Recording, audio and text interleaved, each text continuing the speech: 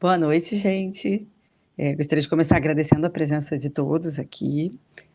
Vamos começar agora mais uma entrevista do ciclo de literatura comparada com a professora Helena Palmeira Gonçalves. Muito obrigada, Helena. A professora Helena é professora titular de Literaturas Hispano-Americanas da Universidade Federal do Rio de Janeiro. Ela atua principalmente nas linhas de pesquisa de literatura comparada e história da literatura, com ênfase na literatura cubana, latino-americana e nas relações literárias interamericanas. A professora Helena é responsável por uma obra acadêmica bastante diversificada. Ela é organizadora de vários títulos, dos quais eu destaco Monstros e Arquivos, textos críticos reunidos de Roberto Gonçalves Echevarria. Foi publicado pela editora da UFMG em 2014. E em sua produção mais recente, ela tem se dedicado ao universo das literaturas diaspóricas e publicou em 2017 o livro Formas Híbridas, Literaturas Anfíbias, o espaço biográfico na literatura cubano-estadunidense. E no ano passado ela organizou a antologia Escritas em Trânsito, 5 poetas cubanos de Nova York.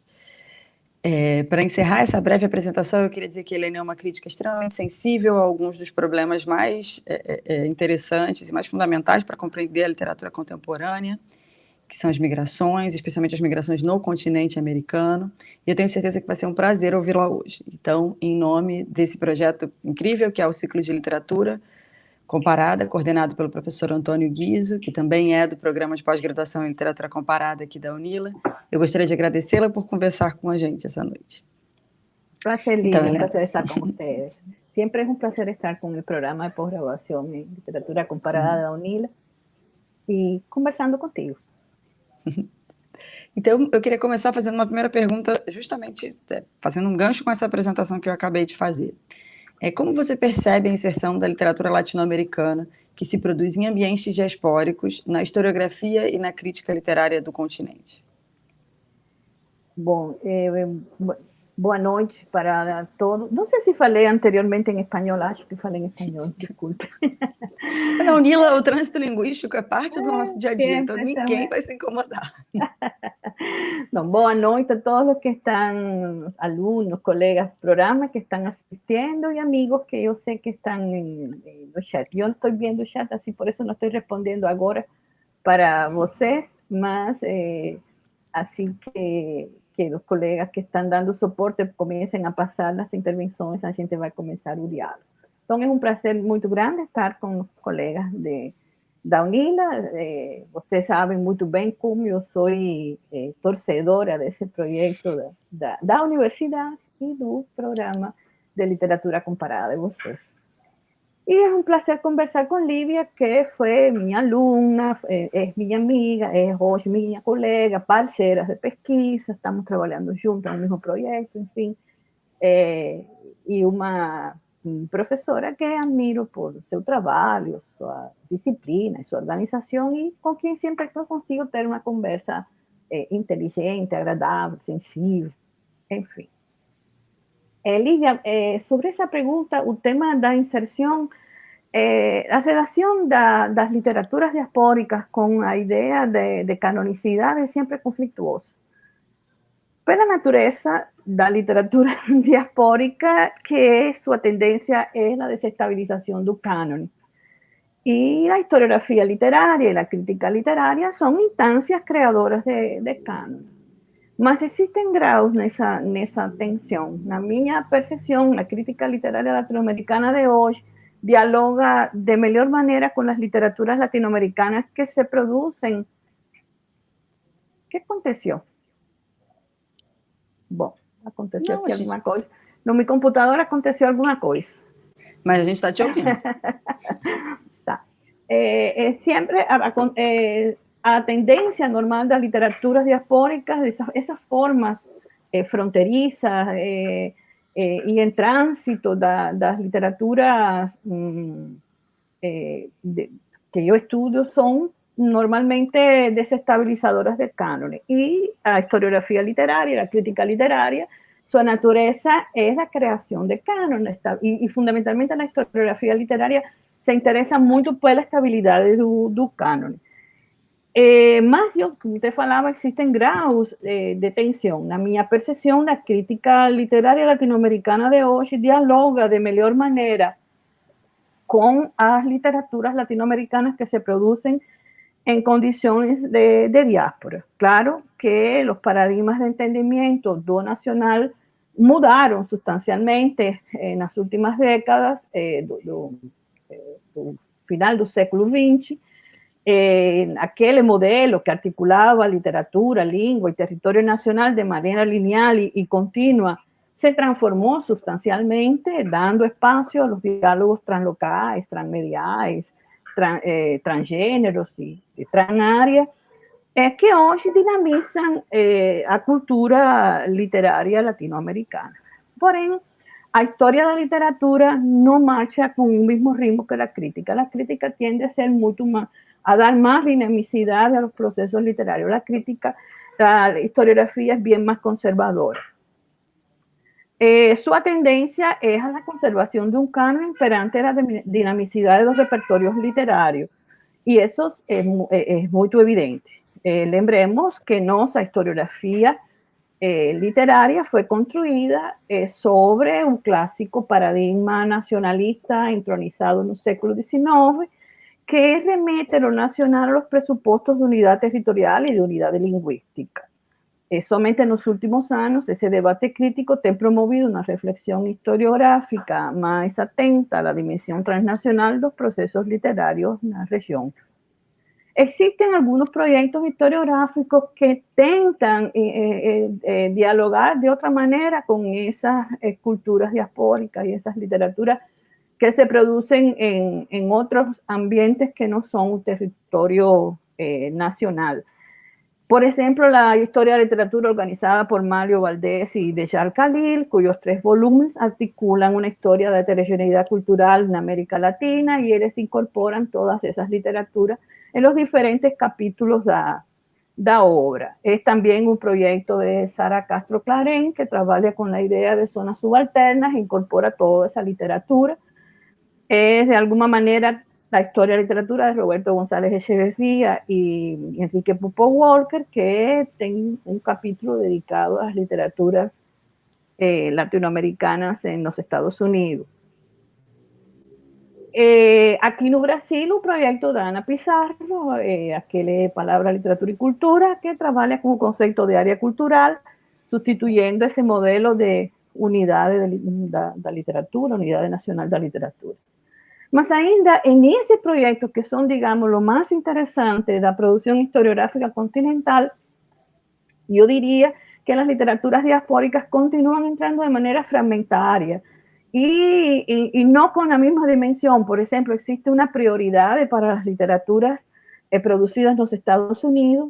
En un caso de la literatura hispano-canadiense, un silencio total no existe para la historiografía literaria latinoamericana. Toda esa riquísima producción literaria que se produce en Canadá, o acontece esa forma tradicional de colocarlo en capítulo aparte. O sea, después de falar das literaturas localizables, das literaturas que se producen no território, na língua, então agora vamos a falar daquelas outras. Então sempre fica aquele capítulo à parte das outras.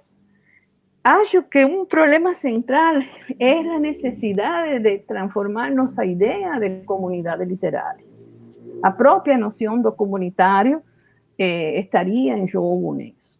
Sabemos que la idea de comunidad en un pensamiento moderno está asociada a la pregunta pela identidad, entendida esa como unidades irreconocibles fundamentalmente en razón de una origen común y de una orden preestablecida, un conjunto de características que hacen que este conjunto de producciones sean lo común. Esa orden funciona como fundamento de una cierta esencialidad y responde lógicamente a imperativos de representatividad, que es, digamos, un modelo moderno por excelencia.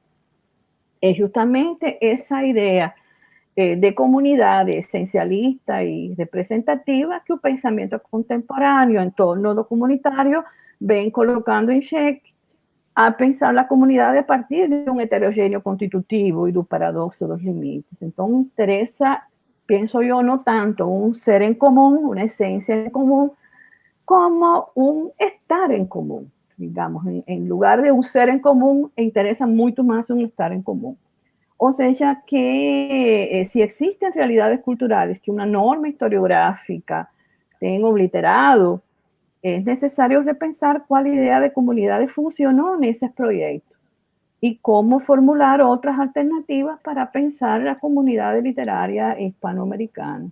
Tal vez su camino no sea pensar tanto en una esencia en común y aquella idea de origen y aquella idea de representatividad que tanto peso tiene en ese discurso crítico historiográfico latinoamericano, y sea más interesante pensar en un problema de existencia en común, ¿no? Reconociendo también la inconsistencia de cualquier margen, de cualquier límite, de cualquier frontera que a gente intente establecer.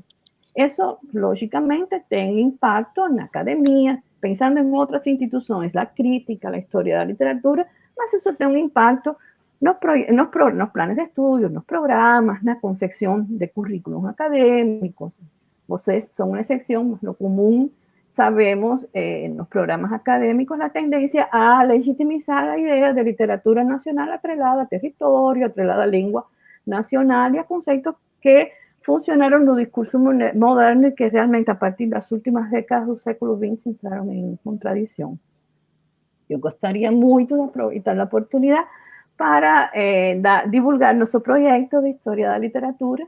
É um grupo de pesquisa que coordino na UFRJ, com participação de professores de um conjunto de universidades federais do país e diferentes universidades. Fundamentalmente un núcleo comenzó con la USP y la UFRJ y después fueron se incorporando profesores que sí han sido alumnos de los programas y como caso de Olivia, que pasaron después a ser profesores y se incorporaron al proyecto. Y la idea es producir un libro de texto para estudiantes brasileños, una historia de la literatura o temas, capítulos de historia de la literatura con ciertos recortes y ciertas maneras de pensar la historia de la literatura que de alguna manera reactualicen los debates que Ana Pizarro desenvolvió en su libro, que sigue siendo nuestro paradigma, más que fue un libro de la década de 90, a gente está tentando reactualizar esas discusiones, esos debates, y justamente las literaturas diaspóricas tienen un espacio privilegiado en esas discusiones contemporáneas de ese proyecto historiográfico que estamos desenvolviendo y que su intención es digamos, incidir en la institución académica brasileira, fundamentalmente. Sim, é um projeto muito legal e que incorpora, né, dialoga diretamente com essas outras literaturas que ficaram tão de lado, né, acho que durante tanto tempo. Então, Helena, para continuar a conversa, já que a gente, nesse primeiro momento, já desconstruiu essa ideia de literatura latino-americana necessariamente associada a um espaço geográfico e a uma noção de nação, dar um passo a mais e pensar um pouco as literaturas latino-americanas que são escritas em outras línguas, né? Essas literaturas translíngues. Então, eu queria falar especificamente sobre esse fenômeno das literaturas translínguas, que você trabalha no capítulo de um livro que saiu recentemente, que chama Translinguismo e Poéticas do Contemporâneo. E eu queria que você falasse um pouco mais sobre essa literatura e como essa produção tem sido vista também pela crítica e pela história latino-americana. Bom, uma ideia, a ideia anterior se atrela agora a este tema porque existe uma tendência nessas literaturas da diáspora a produzir uma obra literária em outra língua ou em formas muito particulares do translinguismo. Fundamentalmente sí pensamos que las diásporas no solamente son, digamos, movimiento, economías de viaje, son también procesos de asimilación y de establecimiento en nuevos contextos con luchas políticas, espacios, procura de espacios en esos nuevos lugares, en esos nuevos lares que las diásporas construyen. Nesse sentido, a ideia de diáspora que eu trabalho, diria que é um conceito que recupera mucho, no solamente un movimiento, también los procesos de enraizamiento. En ese proceso de enraizamiento, pues aparecen diversos problemas como este que tú colocamos. Me autor al proyecto de pesquisa no CNPq, justamente está dedicado a, continúo la línea historiográfica, mi interés es historiográfico, es organizar pues, esas literaturas que se producen en ambientes literaturas latinoamericanas que se producen en la interfaz con otra lengua, en un roce, en un conflicto, en una fricción con otra lengua, y que se producen desde espacios como Estados Unidos o Canadá.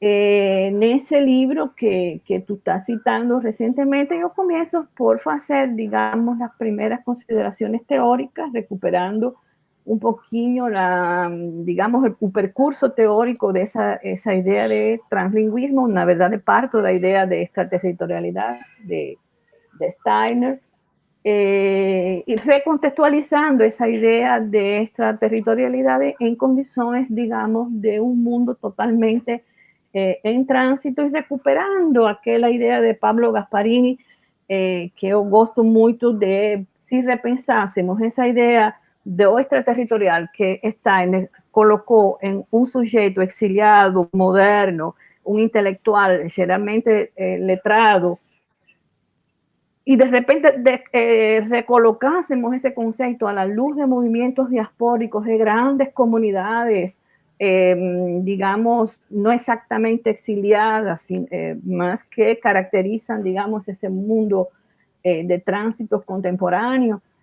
Ahí aparecen otras formas interesantes de eso que Steiner está llamando de extraterritorialidad. Entonces, yo continúo, acompaño un poco ese percurso, esa discusión de nuestro colega Pablo Gasparini y, y transito por nociones como imaginación translingüística, que tomo de Kerman, recupero da Maria Luisa Prat aquela idea de poéticas translingües, ou seja, como é possível configurar, ler ou entender determinadas poéticas nessas formas de tensão e de tensão do nível linguístico das obras literárias e a partir de aí pensar em poéticas da escrita. E, digamos, como que intento organizar algumas ideias em torno a formas pelas que transita hoje essa escrita translingüe, de livros, por exemplo, em que o autor escribe um texto em espanhol e outro em inglês, colocando o caso dos escritores latinoamericanos que producen en los Estados Unidos, a formas en que las lenguas se articulan, siendo que ainda você consigue determinar trechos en inglés, trechos en español, o formas ya bien más estilizadas en que un inglés, la lengua literaria es un inglés, mas você ve una sintaxis, un tema que você estudió profundamente en su tesis de doctorado, você vê a sintaxe, o léxico, formas, ou seja, o que você justamente, Lívia, minha bibliografia agora nesse tema, você chama de escrever com sotaque, um inglês com sotaque em espanhol. Essa seria outra forma interessante, formas muito sofisticadas e muito elaboradas do Spanglish, que também é possível encontrar. Enfim, variações, e o tema da autotradução e da tradução, ou seja, escritores que normalmente publicam o primeiro livro em uma língua e no próprio ano, por exemplo, Gustavo Pérez Filmat, imediatamente se auto traduz e publica o livro imediatamente em outra língua. Então, como esses processos, digamos, están reconfigurando nuestro grande mapa historiográfico, nuestros procesos contemporáneos, literaturas hispanoamericanas que crecen, que se multiplican en otros espacios, en otras lenguas, y que reclaman su latinoamericanidad en esas otras lenguas que no son las de un universo hispánico o hispanoamericano, ¿no? Pensando na ideia de Hispanoamérica, né? porque Latinoamérica incluiria a língua inglesa no Caribe. Pensando nessa ideia. Ou a língua francesa no Caribe também. Ou língua francesa. Então, antes de fazer a próxima pergunta, eu queria só fazer um comentário, que vocês que estão assistindo a live podem fazer perguntas no chat e depois eu leio essas perguntas para a Helena no final, certo, gente? Então, é muito chato eu não conseguir ver as pessoas que estão aí no chat. Questões do mundo contemporâneo. Agora vi algumas pessoas, mas muito rápido, eu não consigo. Tá. Então, Helena, para pegar esse gancho da tradução, que é esse último elemento que você falou, então, qual o papel da tradução nesse processo de circulação dessas obras translínguas? Como você vê uma pergunta análoga a essa da tradução, como você vê a circulação dessas obras no continente e também no Brasil, já que essas obras também, a literatura hispano-americana, para ser consumida no Brasil, ela, no geral, também é traduzida. Urge realmente repensar o lugar da tradução e da autotradução nos processos de canonização da literatura, nos processos na configuração da história da literatura, na própria sistematização institucional, para falar assim, no sentido geral, da literatura hispano-americana. Realmente, inclusive no mundo editorial, ou seja, um lugar do tradutor, o entendimento da tradução cultural, os problemas da autoria, não?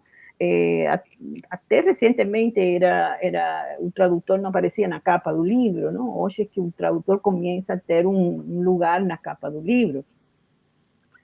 E neste caso que estou estudando, dos escritores que producen su obra en otra lengua, el problema de la traducción es fundamental, porque eles circulan no canon, no sistema literario hispanoamericano en traducción, justamente, o son autotraducidos o son traducidos por un sujeto da misma comunidad. Estoy pensando fundamentalmente nessa escrita a segunda geração dos emigrados, los filhos dos primeiros emigrados. No caso da literatura cubano-americana, por exemplo, essa geração que chegaram pequenos, chegaram adolescentes, se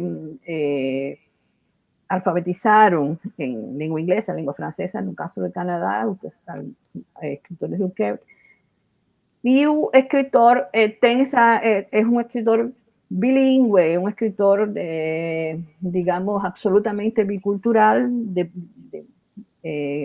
comenzando que los problemas identitarios que le discute ya son otros, no son los problemas identitarios de esa primera generación de migrados. Y él, habitualmente, él tiene esa posibilidad de autotraducción. Entonces, para leer ese escritor es interesante a gente trabajar tanto un texto como otro. O o tema esse da tradução por outros sujeitos dessa mesma comunidade diaspórica, não? Como é o caso que você estudou de Júnior Díaz, como é o caso de Daniel Alarcón, ou seja, que são escritores que estamos lendo e que se canonizam dentro da literatura hispanoamericana a través da tradução. E aí entra o problema da autoria, não? A grande pergunta, quando lemos realmente a Júnior Díaz, estamos leyendo a Júnior Díaz o estamos leyendo a Ashe Ovejas, que es su traductora, y que consigue llevar ese mundo, ese universo translingüe de él, de ese movimiento tan interesante que se produce en la obra de él, do inglés para o español, ella consigue hacer eso inversamente. Entonces, é importantíssimo hoje repensar o lugar da tradução nesses processos, nessa institucionalização da literatura, e pensar que o mundo de hoje é um mundo conectado, um mundo da tradução, ou seja, hoje é impossível pensar um mundo em que todo passa pelo fato da tradução. Então, hoje na tradução não é simplesmente passar de um código linguístico a outro, ou seja, o que se está mobilizando, o que está em jogo são processos culturais e precisam de ter outra dinâmica, né? na maneira que lemos a literatura. Aquela ideia tão tradicional de las literaturas nacionais, de ler a literatura na língua original. Hoje, por exemplo, muito desprejuiciadamente podemos ler em tradução. Realmente, a tradução passou a ter um lugar, um espaço, e ainda precisa, fundamentalmente nos projetos historiográficos, que é mais ou menos o centro da entrevista, precisa de um lugar realmente, um capítulo na história da literatura, o problema contemporâneo da tradução, fundamentalmente em estas literaturas. Agora, você me pergunta o problema da circulação. Realmente, eu diria que é deficitária em todas partes. O mundo editorial é complexo, ele tem suas dinâmicas de mercado. Imagino que esse tipo de literatura, exceptuando esses casos assim, Junior Díaz e Daniel Alarcón, que ganharam prêmios, que se circulan en grandes editoras, todo lo demás se publica en editoras pequeñas, en editoras de poca circulación, tanto en los Estados Unidos como en Canadá, como en Brasil, como en el propio mundo hispanoamericano. Entonces, editorialmente, realmente, hoy, no Brasil, por ejemplo, lo que yo conozco de publicación de esas literaturas pasa por las pequeñas editoras así, locales, editoras como es Papel Salvaje, aquí en Río de Janeiro, o Malefina Cartonera, na USP, enfim, editoras independientes que apostan nesse tipo de trabalho. La letra 1, que primeiro foi Gradiva, depois letra 1, que fez essa edição da antologia de poetas cubanas que você citava, mas se você vê, são editoras sempre locais, ou seja, não existe no mundo editorial hoje também imagino que o tipo de tradutor que esse trabalho precisa, que o tipo é outro, não é qualquer um. Então, acho que yo no podría decir que vivimos un momento cero. Existe toda una sensibilidad mundial hoy, así que favorece toda esa situación que usted está preguntando en relación a la diáspora, en relación a las estéticas translingües, en relación a la traducción, a la autotraducción.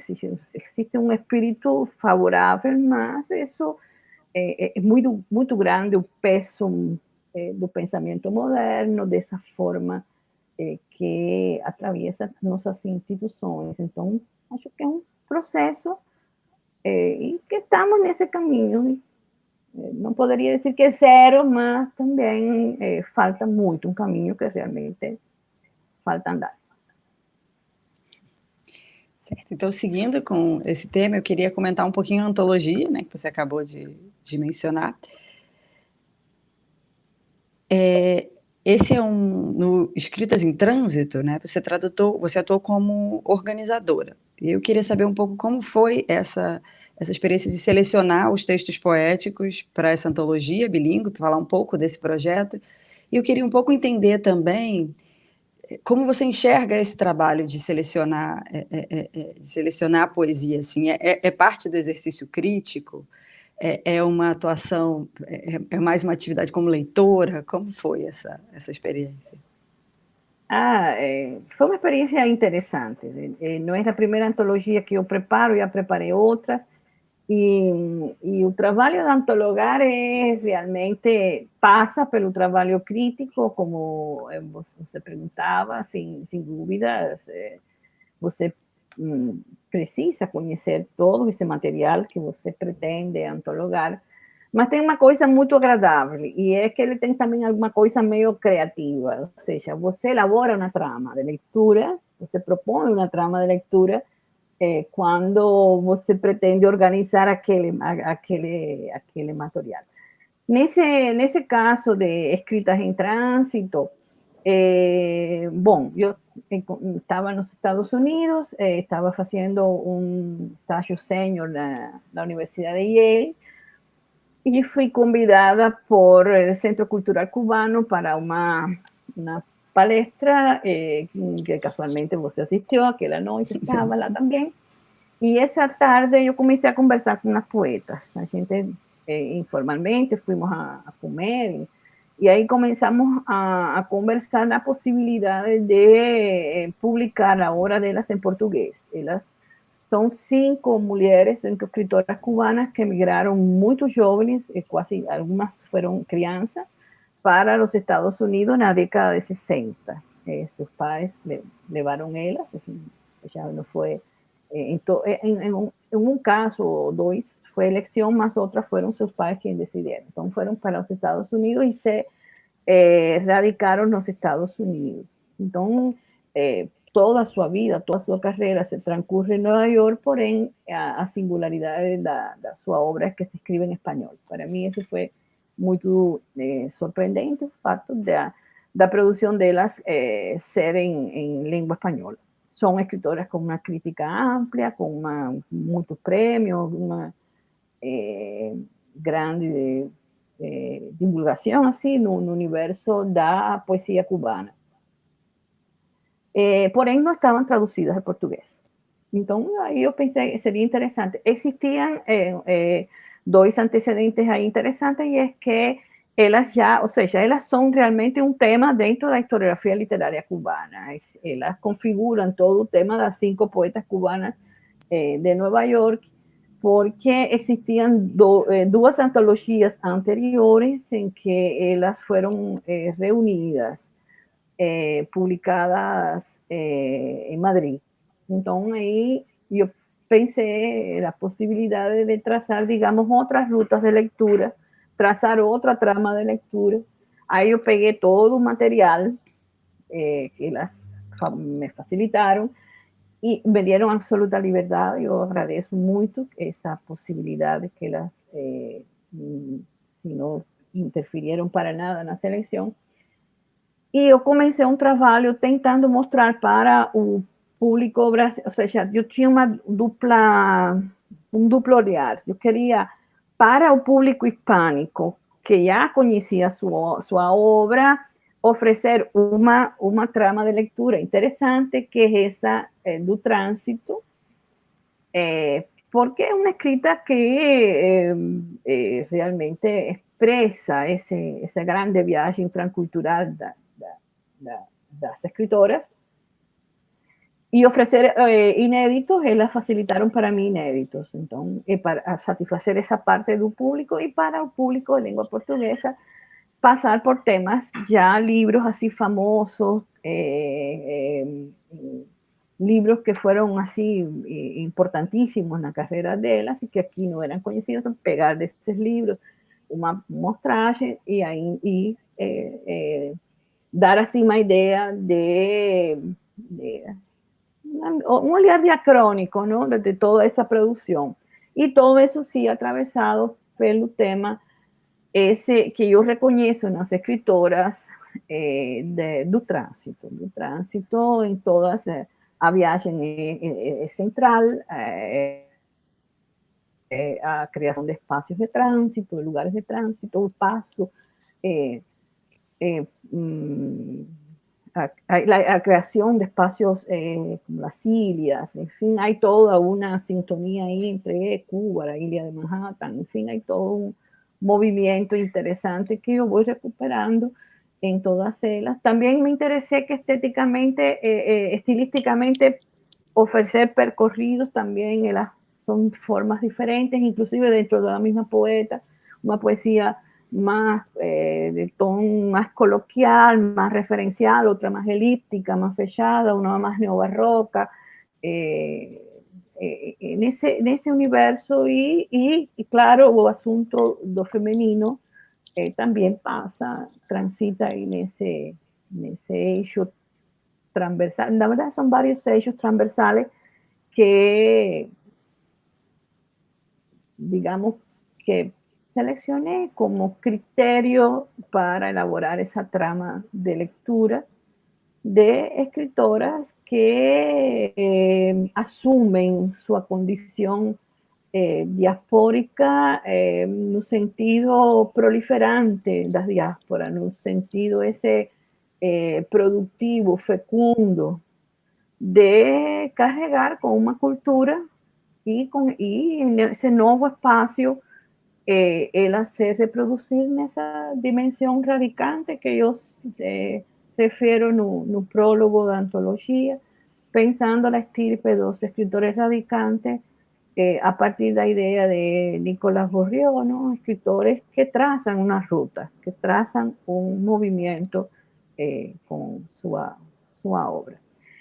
A experiência aí foi também muito interessante no âmbito da tradução, porque acompanhei a tradução foi da poeta argentino-brasileira, a minha amiga Paloma Vidal, e acompanhei o trabalho da Paloma. Paloma é argentina, e aí o diálogo com Cuba era muito intenso, o texto passa por muito pela cultura cubana, em algumas poetas por uma cultura rural, popular, enfim, um universo que era praticamente novo para Paloma, outras coisas que tinham a ver com intertextos da própria literatura cubana, em alguns casos son excelentes reescritas de textos de Martí, de textos de Lezama, jogos intertextuais com esses poetas. Então, foi muito interessante acompanhar o trabalho com Paloma, que é uma poeta excelente, que é um olhar assim extraordinário da poesia. Então, eu gostei dessa experiência de mediar, não? De mediadora, entre as poetas, a letra, Paloma, e construir aí esse universo mediador. Então, o antologador é todo isso, é criador, porque elabora uma trama, uma história que quer contar com sua seleção. É um pesquisador porque se debruça na crítica de toda essa obra. A gente tem que ler muito material sobre essas obras que você está organizando. E ainda participei assim intensamente do processo de tradução, o glossário do livro meu. Essa parte sim foi minha, eu fui quem elaborei o glossário. Foi uma experiência extraordinária e estar próxima delas. Durante o processo da organização, faleceu Alina Galiano, uma das poetas antologadas, e aí o trabalho continuou com uma pesquisadora, professora da Universidade de Nova York, que é quem conserva o acervo da Alina Galiano, e o diálogo com todas elas foi sempre muito agradável. Estão as 4 poetas e com a Helena, que passou a ocupar o lugar de Alina, dos documentos da Alina. A Alina estava muito feliz com esse projeto, ela conserva seus e-mails, lembro da última conversa, e o livro está dedicado a ela. Sim, é um livro lindo, gente. Se vocês tiverem a oportunidade de procurar, agora ele está disponível em e-book, né? Sim, também foi uma experiência interessantíssima editorial. Agora também completaria essa ideia, porque o livro teve uma edição impressa em 2019, pela editora Gradiva, daqui do Rio de Janeiro. Mas agora, em 2020, ele ganhou uma edição eletrônica pela Letra 1 de Porto Alegre.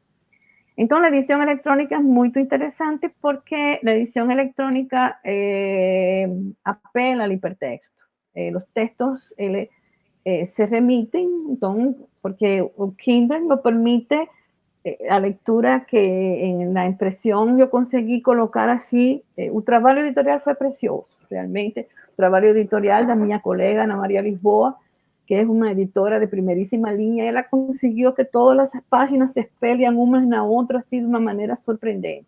No Kindle a gente não tinha isso, mas ganhou em uma dimensão muito interessante, que é a dimensão hipertextual, porque o leitor tem um livro em português e um livro em espanhol, e eles se remitem. Então, você configura a sua leitura. Você pode ler o livro só em português, você pode ler o livro só em espanhol, ou você pode fazer uma leitura hipertextual linkando, porque todos os textos estão linkados um com o outro. E então, a hipertextualidade facilitou uma forma aí de leitura que, digamos, se o livro era um trânsito e navegar por um hipertexto é transitar, acho que o livro alcançou a forma definitiva agora com esse trabalho que devo a Ronaldo Machado, que é o editor da Letra 1. Aqui faço agradecimento, eu gosto de agradecer sempre aos editores que terminam, são os que realmente oferecem um final para o leitor, porque é a ideia da gente. Nossa, mas fascinante essa informação do Kindle. Está disponível na Imaginava. Amazon, a versão Kindle está disponível na Amazon e a versão impresa está disponível na loja da editora Letra 1. Gente, que legal. Nossa, deve ter ficado linda. Eu só conheço a edição em papel, né? Eu não vi ainda a edição digital. Agora eu tô curiosa para ver como ficou essa. Gosto muito da digital, é muito interessante. Em tempos em que às vezes é difícil, a proposta editorial é interessante. Essas edições online as edições digitais acabam facilitando muito, especialmente para quem não está nos grandes centros, como a gente aqui na Unila, ter acesso às edições ajuda muito. E como é um livro de venda internacional, se colocou na Amazon da Europa, na Amazon dos Estados Unidos, então aí público para público diverso, brasileiro e também para público hispânico que está interessado no tema da antologia, da obra das 5 poetas. As poetas são Magali Jalabau, Alina Galeano, Maya Islas, Iraida Iturralde e Lourdes Gil. São as 5 poetas. Então, o livro está assim ampliamente disponível nas redes para adquirir. Legal. Então, vamos continuando a falar sobre trânsito, enfim, mas agora pensando também a literatura comparada, que é um tema que é o comparatismo, que é um tema tão importante para o programa, enfim, para vários de nós aqui. Como você vê as relações literárias interamericanas hoje? E, de maneira geral, como você avalia o estado dos estudos literários comparados no Brasil? Pensando especificamente essa coisa das relações interamericanas, das relações América Hispânica, Brasil, das relações dentro da própria América Latina com a América do Norte, enfim. Você está fazendo aí várias perguntas. As relações Brasil, Hispanoamérica, as relações literárias interamericanas e o comparativo literário. Então, vamos ir dividindo aí nas 3 perguntas. Pode organizar, então, a pergunta. Bom, eu diria que as relações literárias Brasil e Hispanoamérica hoje não vivem seu pior momento, ou seja, a gente teve momento de divórcio total realmente de diálogos literários, assim, com projetos concretos, mas na década de 90 começaram a aparecer coisas que, digamos, apontavam para uma certa proximidade do Brasil e de Hispanoamérica, fundamentalmente quando o Brasil abre o ensino de espanhol, aparecem os cursos de espanhol em muitas universidades brasileiras e todo aquele projeto que sabemos com o espanhol, e no mundo hispanoamericano também começam a abrir as carreiras de português, que não eram tão frecuentes. Todo isso acontece na década de 90. Também um conjunto de acciones y proyectos académicos en las bolsas, comienza a existir un intercambio muy intenso a partir de las academias, una grande parte de los profesores extranjeros que hoy son profesores aquí en Brasil llegaron por esos intercambios, estudiantes que llegaron también a hacer mestrado y hoy son profesores en instituciones brasileñas. Entonces, todo aquel movimiento institucional de las últimas 2 décadas del século XX. A eso se sumarían algunos proyectos editoriales y proyectos institucionales de diversa naturaleza. Mi ex colega y amigo David Iris fez un estudio das relações institucionais e todos os projetos Brasil-Argentina, num período X, agora não estou muito lembrada, e realmente um resultado surpreendente, um conjunto de projetos institucionais de diversa natureza que mobilizaram a partir de la década de 90 esas relaciones. Es posible también destacar los proyectos historiográficos que comienzan en la década de 90, por ejemplo, ese proyecto historiográfico de Mario Valdés y de Jacques Calir, que convidaron a pesquisadores brasileños, participan en torno de 5 o 6 pesquisadores brasileños de ese proyecto que no está traducido al español, ainda un libro está en inglés, son 3 tomos, están en inglés. Un proyecto de Roberto González Echeverría, que el tercer tomo, na edición de Cambridge, tinha un libro, un tomo totalmente dedicado a Brasil, que después Gredo, cuando fez la traducción al español, consideró que no, es una historia muy doida, así, porque la versión original que vocês consultan en la universidad de la historia y literatura de Roberto González Echeverría y Enrico Walker, originariamente feita para Cambridge, son 3 tomos, y el tercer tomo es Brasil. Só que en la traducción que Gredos decidió hacer, consideró España que Brasil no era importante y lo eliminó. Entonces el capítulo tem somente 2 capítulos, que son esos que circulan aquí, con los que los alumnos están estudiando. Un proyecto de Ana Pizarro, que es un proyecto inclusive que se edita aquí en Brasil, y es un proyecto así de dimensión continental. Y recientemente la historia de literatura, la historia comparada de literatura de Marcela Croce, de la literatura Brasil-Argentina, de Marcela Croce, que es un proyecto de historia comparada de literatura que merece todo o nosso respeto, um seríssimo trabalho da Marcela Croce. Então, existem essas intenções, essas aproximações que não podemos falar em que sejam nulas, mas, sinceramente, ainda falta muito para... Por exemplo, nesses próprios projetos historiográficos, você não siente que se ampliou o conceito de continente, se inclui o Brasil, mas não de uma maneira integrada. Ou seja, o Brasil é como uma sumatória que no se integra naturalmente cuando vamos a estudiar, digamos, la vanguardia toda, incluido el modernismo. No, siempre un capítulo fica medio... Acontece como con las literaturas de diáspora, o sea, siempre existe una fragmentación o una relación que no acaba de integrar, de esa necesaria mirada integradora, ainda es un proyecto para continuar avanzando. Lo mismo acontece, eso tiene, digamos, una relación en un ámbito académico. Precisamos también, digamos, programas como un programa de voces. Voces son siempre una excepcionalidad, por eso para mí siempre es tan agradable estar entre voces, porque lo común, los proyectos digamos, de cursos de posgraduación, de diseños curriculares, la literatura hispanoamericana tiene una tendencia a estar separada de Brasil. Brasil está en vernáculas, departamentos, todas las estructuras departamentales, todas las estructuras de programas de posgraduación.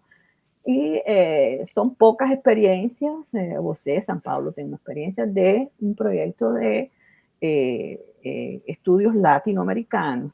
Entonces, acho que falta, que se precisan avanzar un poquito más. Ahora, você está preguntando también, en sentido general, las relaciones literarias interamericanas. Esas también están en andamiento. Acho que, por ejemplo, esos proyectos historiográficos que citaban anteriormente fueron incorporando lentamente el Caribe, que era un universo tradicionalmente medio que separado de América continental, ¿no? Entonces, esa dimensión do Caribe fue entrando a los pocos a partir de la década de 80, los proyectos historiográficos. La crítica comenzó a funcionar de otra manera y sin lugar a dudas, el impacto de un nuevo comparatismo literario comenzó a movilizar de otra manera las relaciones y los diálogos con otras regiones de las Américas, fundamentalmente Estados Unidos y Canadá, o sea, Brasil, Caribe, Estados Unidos, Canadá, y comienzan a desenvolver un conjunto de proyectos, falando aqui no âmbito brasileiro, citaria, por exemplo, o GT de Relações Literárias Interamericanas, do qual eu faço parte, e teve o privilégio de coordenar durante um tempo, que fundaram as colegas Silaber e Euridice Figueiredo, cuyo perfil era juntar pesquisadores que trabajasen con esos tránsitos y esas relaciones literarias interamericanas, pensando un continente, así las Américas, como un espacio de diálogo, de tránsito, con procesos comunes de desenvolvimiento histórico, social, cultural, y un GTEC ya muy tradicional, se fundó na década de 90 e até hoje com uma produção intelectual amplíssima, um GT que produz muitos livros nesse momento publicados. Então, e outros programas de pós-graduação também com esse perfil, não diria o programa, mas com linhas de pesquisa dentro dos estudos interamericanos. Então, nesses diálogos entre literaturas do âmbito de língua inglesa, de língua francesa, de língua de português e de língua espanhola. Então, esses movimentos, digamos, que han tomado un espacio, sí, estoy hablando do Brasil. Y de manera general, los estudios comparados, você pregunta, para mí, sí, considero que es un momento importante, una asociación robusta, la Braliki, una asociación realmente ya con un histórico y una robustez realmente en su desenvolvimiento, un conjunto de programas cuyo perfil comparado, como programa de voces, es notorio, es evidente, o programas en que esa línea de pesquisa es una línea fuerte. En la UFRJ, por ejemplo, nuestro programa de ciencia de la literatura tiene una línea comparada muy fuerte, nuestro propio programa de letras neolatinas también tiene una línea fuerte en la comparada, con figuras, nombres así, que son bibliografía mundial, ¿no?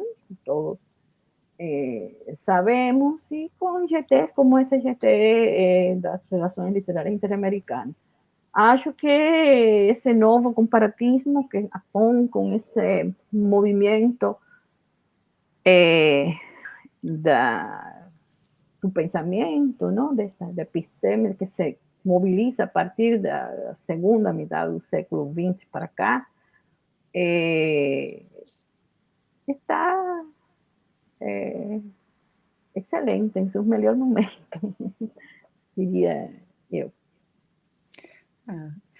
De fato, é muito legal pensar essas perspectivas num momento tão difícil que a gente vive, né? Pensar pelo menos essas perspectivas literárias tão promissoras, né? De contato, de estabelecer uma integração maior. É de fato um tema muito, muito interessante. Então, Helena, já encaminhando para o final, eu queria te fazer a última pergunta. Eu queria te pedir algumas indicações, assim, o que você recomendaria como leitura, tanto literária quanto crítica, para quem tem interesse no campo da literatura comparada na América Latina hoje. Deixar essas indicações para as pessoas que estão assistindo esse vídeo agora, para quem vai assistir o vídeo depois, porque ele fica salvo. Bom, Lívia, eu não gosto de fazer muitas recomendações de leitura, realmente. Eu detesto aquelas listas que aparecem no final do ano, que geralmente os 20 livros imperdíveis, o último que precisa ler, porque é muito engraçado, tudo depende do lugar do qual você lê, das expectativas, do universo, da sua biblioteca de leituras, enfim. E sempre muito engraçado, porque ao final do ano começam a circular e eu sempre, você lê, e se o cara é inglês, os 10 livros melhores que você não podia perder, eles são ingleses. Se o cara é brasileiro, os livros que você não podia perder eram os brasileiros. Então, assim, um pouquinho de desconfiança de qualquer dica. Gostaria, talvez, sim, de compartilhar lecturas que para mí fueron interesantes, o están siendo lecturas de los últimos tiempos realmente también, que para mí fueron interesantes. Yo no puedo saber si para nosotros también serían tan interesantes, porque los universos de lectura varían, todos no leemos con las mismas expectativas, no leemos con el mismo acervo intelectual, en fin. Entonces, por ejemplo, yo, hablando así, si yo fuese a dividir hoy con personas que están escuchando algunas lecturas, yo admiro mucho, mucho el trabajo de Omarete. Omarete es catedrático de literatura románica de la Universidad de Potsdam. Recientemente, en 2018, se publicó aquí en Brasil, la Federal de Paraná, Escribir entre Mundos, Literatura sin Morada Fixa. Él es, en un libro que usted citó sobre escritas translingües, en que yo participo, Omar participa. Tem capítulo lindo dele. Participa con un ensayo, Las literaturas del mundo, condiciones transculturales y desafíos polilógicos de un concepto prospectivo. Y ainda él, puedo citar así, publicó ya en la revista Alia, la revista de la cual yo soy editora jefe de esa revista. Él organizamos juntos un número dedicado a literatura latinoamericana, y en ese número él publicó un ensayo que para mí así es medular, que se llama Pensar un futuro, la poética del movimiento en los estudios de Transárea, donde él desenvuelve toda su teoría dos trans, o sea, como universo de hoy es transmedial, translingüístico, transliterario, transcultural, y va desenvolviendo cada noción de ese tipo. También la revista Alia dio una entrevista que apareció en el último número 2019. Y un pensamiento de forma general, el pensamiento de Omarete para mí así en los últimos tiempos ha sido una lectura muy productiva, por la manera en que él coloca estos temas que estamos conversando en relación a la sustitución de un modelo moderno de pensamiento, aquel modelo, digamos, de un universo da representación, das esencias, da raíz, ¿no? Da raíz única, da raíz fixa, y por un mundo, un universo en movimiento. Inclusive él da un paso além do inter y propone esa idea de trans para pensar en lugar de relaciones interliterarias, relaciones transliterarias, en lugar de relaciones interlingüísticas, translingüísticas, en fin. Toda su idea los estudios de transárea, toda esa dimensión de un mundo polilógico, en que todas esas lógicas se juntan, se multiplican y se encuentran permanentemente, esa idea de las literaturas sin morada fixa, y toda su idea da literatura del mundo, sustituyendo a la tradicional idea de literatura universal, ¿no? Que es un miolo ahí, los estudios comparados, ¿no? Cuando pensamos literatura del mundo en sustitución da idea aquella moderna, cuando surgen los estudios comparados de literatura universal. Entonces, Omarete para mí sería, si fue para mí productiva, ¿no? Tal vez para otros comparatistas o para estudiantes, como você me fala, que el público fundamentalmente son estudiantes, possa ser una boa lectura. Otra boa lectura sí que movilizó mucho, mucho mi pensamiento en los últimos tiempos es Nicolás Bourriaud. Nicolás Bourriaud es crítico de arte, curador de arte, más así, toda su reflexión podría ser perfectamente trasladable para pensar los procesos literarios. A idea dele de Radicante, está todo publicado en portugués. Yo recomiendo mucho que el libro Radicante por una estética de la globalización. Después se publicó Estética Relacional, después Postproducción. En fin, son libros así en los cuales él está pensando ese proceso de sustitución de un pensamiento radical de raíz por lo que le llama radicante, o sea, una cultura en permanente movimiento. Esa idea de los radicantes de él, digamos, tem a ver um pouquinho com esse universo fractal que propõe o Marete, ou seja, todo o que acontece aqui ecoa por outros espaços. Ele se pergunta que tem a ver uma exposição de um pintor inglês com o que se está produzindo em Equador hoje. Tem conexões.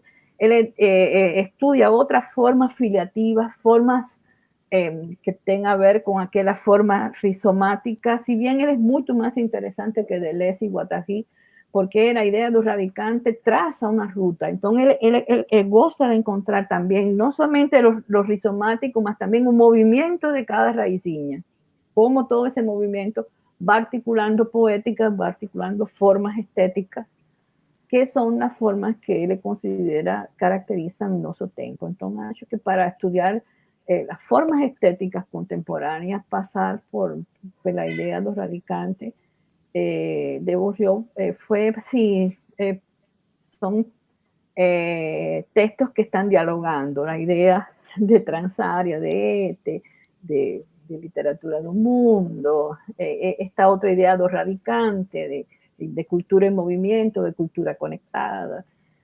dialogan. Y siempre vuelto a los latinoamericanos, a los grandes maestros latinoamericanos. Ahí, así, para mí, Antonio Cornejo Polar y Edward Glissant discuten la presidencia no cortejo de escritores latinoamericanos, así, la teoría, la idea da heterogeneidad cultural de Cornejo Polar, en aquel libro extraordinario, Escribir en el aire, y los libros de Glissant, La poética de la relación, La filosofía de la relación, El tratado del todo mundo, que también mudan, son libros así que mudan la cabeza de las personas, mudan a manera da gente pensar un mundo, se situar en un mundo.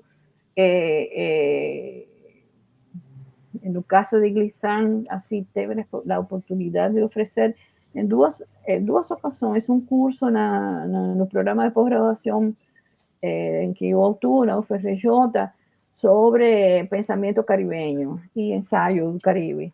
Y en las dos oportunidades los alumnos ficaron así, agradecieron tanto el diálogo con el pensamiento de Glissant. A veces ficamos buscando en otros espacios europeos un pensamiento y está aquí entre nosotros. Entonces, siempre vuelto a los clásicos, ¿no?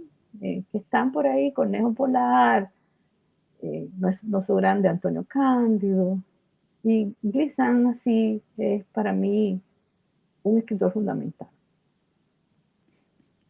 Sabe que essa semana meus alunos estão lendo Glissant. Eu espero que eles estejam assistindo agora e vendo Que legal. a validade da recomendação literária. Então, Helena, eu queria agradecer muito por ter participado com a gente aqui hoje. Foi uma conversa super agradável, ótima. Foi realmente maravilhoso conversar com você. Queria perguntar, eu estou olhando aqui o chat agora. Eu queria tanto saber que... Tem vários comentários, mas não tem nenhuma pergunta.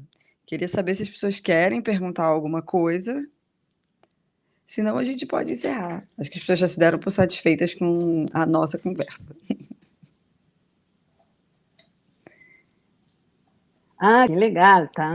Já vi. Agora estou vendo aqui no chat das pessoas que estão participando.